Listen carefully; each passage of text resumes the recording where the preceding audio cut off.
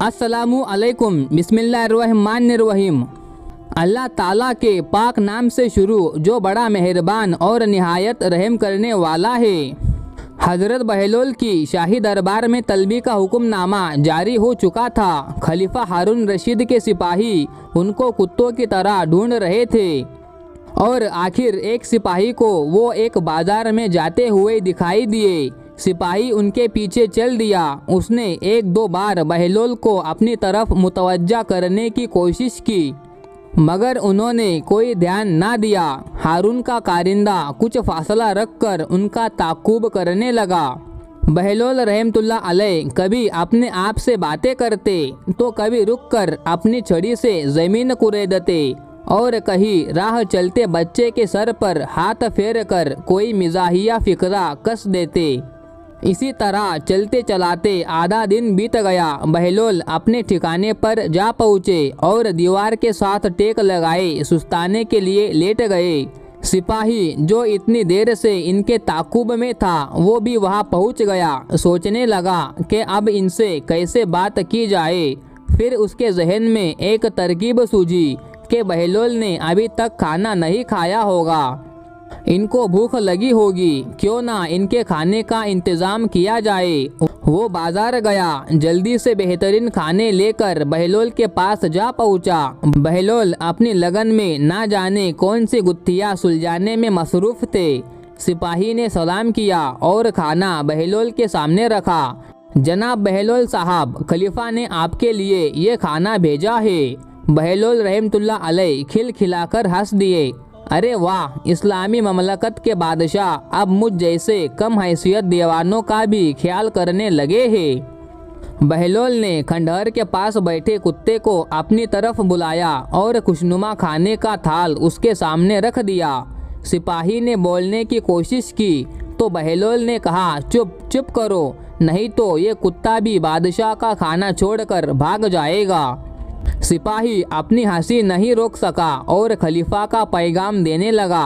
बहलोल, खलीफा ने आपको कल दरबार में तलब किया है। बेहतर है कि आप कल खुद ही दरबार में पहुंच जाए, नहीं तो कोई और इंतज़ाम करना पड़ेगा। अगले रोज़ बहलोल रहमतुल्लाह अलैह का रुख खलीफा के महल की तरफ था। उन्होंने पैबंद लगे कपड़े पहन रखे थे, गुदड़ी और आसा भी हाथ में उठा रखा था। दरबान को मालूम था कि ये हारून का रिश्तेदार है, वरना कभी भी उनको अपने महल में घुसने ना देता। बहलोल राहदारी से गुजरते हुए अपनी छड़ी मखसूस अंदाज में घुमाते महल के अंदर जा घुसे। क्या देखा कि ना कोई पहरेदार है, ना ही दरबान। वजीरों मुशीरों की कुर्सियाँ भी खाली पड़ी है। नरमो नाजुक कालीनों पर चलते हुए खलीफा हारून रशीद के मसनद पर जा बैठे। अभी चंद लम्हे ही गुजरे थे कि नक्कारे बज गए कि खलीफा अपने महल में तशरीफ़ ला रहे हैं। इतने में कुछ सिपाही भागते हुए महल में दाखिल हुए तो मंजर देखकर हक्के बक्के रह गए। बहलोल अपने फटे पुराने लिबास के साथ खलीफा के मसनद पर बैठे मज़े ले रहे हैं। उन्हें अपनी आंखों पर यकीन नहीं आ रहा था। वो गुस्से में भागे और उन्हें घसीटते हुए नीचे उतारा और साथ ही एक कोड़ा भी उनकी पुश्त पर रसीद कर दिया।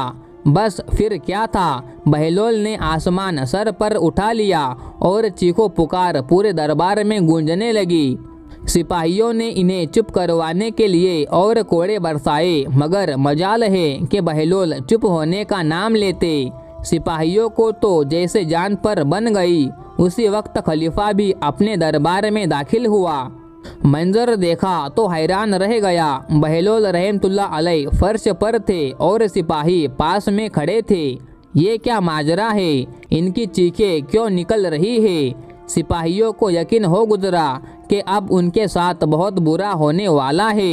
आलीजा, ये दीवाना हुजूर के मसनद पर जा बैठा था और उतरने का नाम नहीं ले रहा था, तो हमें थोड़ी सख्ती करनी पड़ी। थोड़ी मार मार के बरकस निकाल दिया है तुम लोगों ने मेरा। हजरत बहलोल रहमतुल्लाह अलैह ने तड़प कर कहा। खलीफा ने तसल्ली देते हुए बहलोल को ज़मीन से उठाया और कहा, बहलोल, आपको क्या बहुत तकलीफ़ पहुँची है। हाँ, मुझे बहुत तकलीफ़ पहुँची है, मगर मैं अपने नहीं तुम्हारे हाल पर रो रहा हूँ। खलीफा ने पूछा, वो क्यों? बहलोल ने जवाब दिया, हाँ, मैं तुम्हारे हाल पर रो रहा हूँ। मैं तो चंद लम्हे तुम्हारी मसनद पर बैठा हूँ तो मेरा ये हाल किया गया, और तुम ना जाने कब से इस मसनद पर विराजमान हो। सोचो तुम्हारा क्या हाल किया जाएगा। क्या तुम्हें अपनी आखिरत की फिक्र नहीं? हारून तो जैसे कांप उठा। वो कुछ बोलना चाह रहा था मगर आवाज़ तो जैसे हलक से बाहर ही ना निकल रही थी। कुछ लम्हे यूं ही चुपचाप खड़ा रहा। फिर उनके दरमियान कुछ ऐसे मौजू पर गुफ्तगू हुई कि जिसको सुनहरे अल्फाज की हैसियत हासिल है।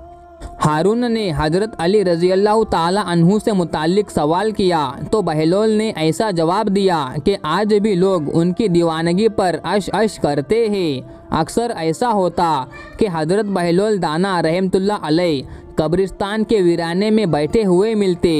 ये हज़रत का एक ख़ास वस्फ़ था। उनसे जब इसके मुताल्लिक पूछा गया तो उन्होंने बताया कि कब्रिस्तान वाले वो लोग हैं जो किसी की गिबत नहीं करते। यही वजह है कि इनके पास बैठना मुझे अच्छा लगता है। मगर एक दफ़ा तो बहुत अजीब मामला हुआ कि हज़रत बहलोल दाना रहमतुल्लाह अलैह वीराने में बैठे एक कोने में छड़ी हाथ में लिए एक इंसानी खोपड़ी को इधर उधर करके देख रहे थे। इत्तेफाकन करीब के रास्ते से खलीफा हारून रशीद की सवारी का गुजर हुआ। खलीफा बहलोल को देखकर रुक गए और पास जाकर बोले, अरे बहलोल, यहाँ क्या कर रहे हो इस खोपड़ी के साथ? कुछ खास नहीं, बहलोल ने जवाब दिया। बस ये देखने की कोशिश कर रहा हूँ कि ये खोपड़ी किसी बादशाह की है या मुफलिसो नादार शख्स की। अच्छा, तो फिर ये छड़ी क्यों पकड़ी हुई है? हाँ, छड़ी से तो मैं ज़मीन की पैमाइश कर रहा हूँ, बहलोल ने जवाब दिया। इससे क्या अंदाज़ा लगाया? खलीफा ने पूछा। फरमाया, इससे मैंने यही अंदाज़ा लगाया कि ज़मीन बराबर है, ख्वाह कोई मुफलिसो नादार हो या बादशाह। 3 गज़ ज़मीन सबके लिए होगी, चाहे बादशाह हो या गरीब। अल्लाह अकबर।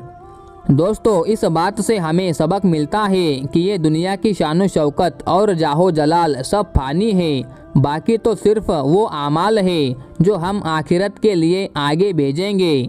अल्लाह करीम हमें आखिरत की फ़िक्र करने की तौफीक अता फरमाए। एक दिन बहलोल दाना रहमतुल्लाह अलैह दरियाए दजला के किनारे खड़े थे।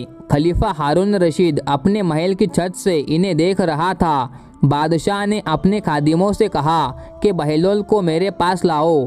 खादिमों ने छत से डोली नीचे फेंकी और नीचे वालों को इशारा किया। नीचे वाले खादिमों ने बहलोल को डोली में बिठाया और ऊपर से रस्सियाँ खींच ली। 2 लम्हों में बहलोल बादशाह के सामने थे। बादशाह ने बहलोल से सवाल किया, आप खुदा तक कैसे पहुँचे? बहलोल रहमतुल्लाह अलैह ने मुस्कुराकर जवाब दिया कि जैसे तुम तक पहुँचा। बादशाह बहुत हैरान हुआ। बादशाह का ख्याल था कि बहलोल कोई बारीक बीनी सी फ़लसफ़ा बताएगा, लेकिन इसने तो 2 लफ्ज़ों में सारी बात ही ख़त्म कर दी। बादशाह ने बहलोल से कहा, मैं समझा नहीं, मुझे समझाओ। बहलोल ने कहा, अगर मैं खुद तुम तक पहुंचना चाहता तो पहले दरख्वास्त लिखता, वो दीवान खाने में जाती, वहाँ से फिर आपके खादिमों और कई वास्तों से होती हुई आप तक पहुंचती, और फिर मुझे 6 माह या साल बाद का मुलाकात का वक्त देते, और ऐन मुलाकात के वक्त आपके कोई शाही मेहमान आ जाते और फिर मुलाकात मनसूख हो जाती। गर्ज मैं चाहता तो मैं आप तक ना पहुंच पाता, आपने अब चाहा तो मैं 2 लम्हों में आपके पास आ पहुंचा। इसी तरह अगर हम चाहे तो अल्लाह तक नहीं पहुंच सकते, लेकिन अगर वो चाहे तो 1 लम्हा भी ना लगे और हम उस तक पहुंच जाए। अगर तुम अल्लाह से मोहब्बत करते हो तो उसके महबूब की चौखट पर आ जाओ। तुम उससे मोहब्बत का दावा करो, वो तुमसे मोहब्बत का दावा करेगा। तुम उसके महबूब के महबूब हो जाओ और महबूब की तो बात मानी जाती है। निज़ामुद्दीन औलिया रहमतुल्लाह अलैह को महबूब इलाही कहते हैं। इनका वाक़या उलेमा ने लिखा है कि एक दिन इनके शेख बाबा फरीदुद्दीन गंज शकर रहमतुल्लाह अलैह मौज में आए और इनसे पूछा, ऐ निज़ामुद्दीन, महबूब बनोगे या मुहिब? निज़ामुद्दीन औलिया रहमतुल्लाह अलैह ने इजाज़त तलब की कि मैं अपनी माँ से पूछना चाहता हूँ। इजाज़त मिलने पर आप माँ के पास रवाना हुए। रास्ते में एक बुजुर्ग मिले।